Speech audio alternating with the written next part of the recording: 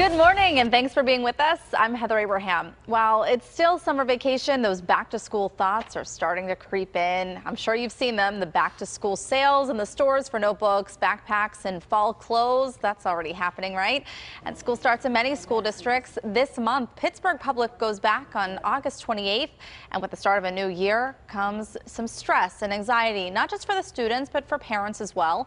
So with just 20 or so days left in summer break, we're asking our first guest what we can do to manage that stress.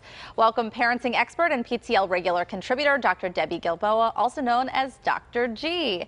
And this is something that so many people go through. I mean, especially for the young kids who are starting school for maybe the first time. From preschool to college. Right. I mean, a lot of anxiety for the kids. Yeah. But I think that parents also stress for many reasons. One of them, how do you comfort your kids and not add to the anxiety for them? That's a really great thought. If you can focus on letting them have their experience and saying, how do I help them through this? Because hopefully for most kids, no matter how they feel about it, it isn't tragic and it's something they're going to do every year. Right. So we want them to build those skills. I hear my mom now in my ear telling me, you're going to get through this. You're going to get through this. But you don't believe your parents until you actually get through it. Right. So what is the biggest stress parents face at back to school time? Homework. Parents? Really?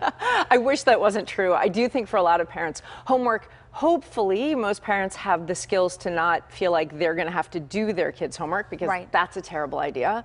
But homework represents that change from what do you want to do to what do you have to do.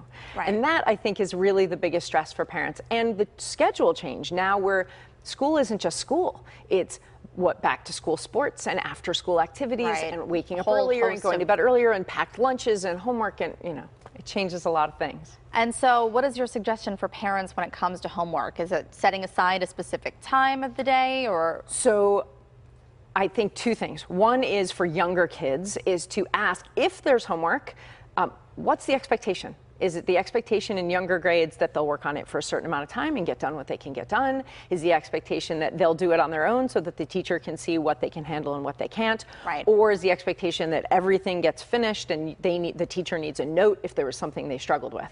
For older kids, I want you, and this is going to be something I talk about in this whole conversation, to involve your kids in the process as much as possible. So ask your child, what do you remember about homework? Are you better off doing it as soon as you get home, or do you need a little break? Are you better off doing it in a set-aside place that you can always keep your stuff, or do you want to be at the kitchen table where things have to be cleared away? Do you want a little music? Do you need quiet? Right. Okay. The more involved they are in the process, the more successful they're likely to be. Because they're involved. Yeah, I think that's great. Okay, fantastic. And so for kids now, I mean, homework might be part of their stress, but what are you seeing as the biggest stressor for them? The real stress for kids is change. Who's going to be my teacher? Who's going to be in my class? Who's going to do the after school things that I'm doing? Who's going to be on my bus? Or who's going to be walking with me to school? Or who's going to drive me? It's all about what's going to be different this year, and it's usually about the people. So as we're approaching the new school year, what can parents do to then ease their children's stress levels about those things? Because it's really out of your control. You don't know who's going to be on their bus or who's I'm going to suggest two things. And one's practical, and that's answer the questions you can answer. If you get to find out before the first day of school who the teacher is, or do a walk through the classroom, that's wonderful. If there's a class list so you can see, oh, there's some new kids here that you haven't played with before, let's see if we can invite them over on the weekend before school starts and play. That can help. But here's the emotional answer. Let's not tell our kids not to be scared or not to be worried, because telling people how to feel is disrespectful. So it works better to hear their emotion. I hear that you're nervous. I hear that you're not excited to go back to school. I hear that you're really excited but scared. And then say, what's helped you in the past when you felt that way? What do you think might help to do? So again, it seems like the answer to this is let them answer and be involved in the process of figuring it out emotionally. As parents, we want school to be an easy transition, so we try to tell them it's not so bad.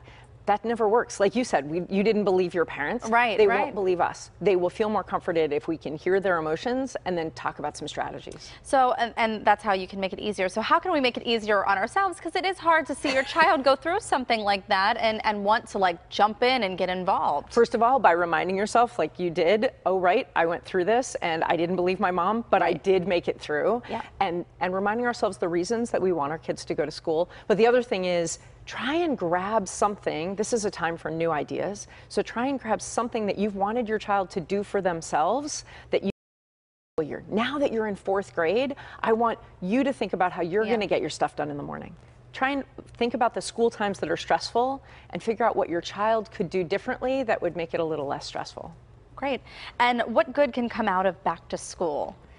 Back to school is a time when, even more than New Year's for kids, this is really a time of new beginnings. So this is a great time to just take a do-over and say to your child and to yourself, hey, something that was stressful last year, we can handle differently this year. And I've always heard too that kids love habits. So being back at school is that constant daily routine. Right. Structure. Absolutely. Right. Like every kindergarten teacher has that list on their wall of what's going to happen. If mornings are hard, and in my house I think mornings are always hard, can you, for a younger kid, have a list on the wall, just like they do in kindergarten? For an older child, can you think of a reason from their point of view that they could handle mornings better? Like, hey, you could have a slightly later bedtime this year if mornings don't have arguments or missed buses or things like that. Okay, great. Dr. G, thank you so much. Parenting expert, author, family physician, and a mother of 4 boys herself. Good luck with those morning routines. Thank you.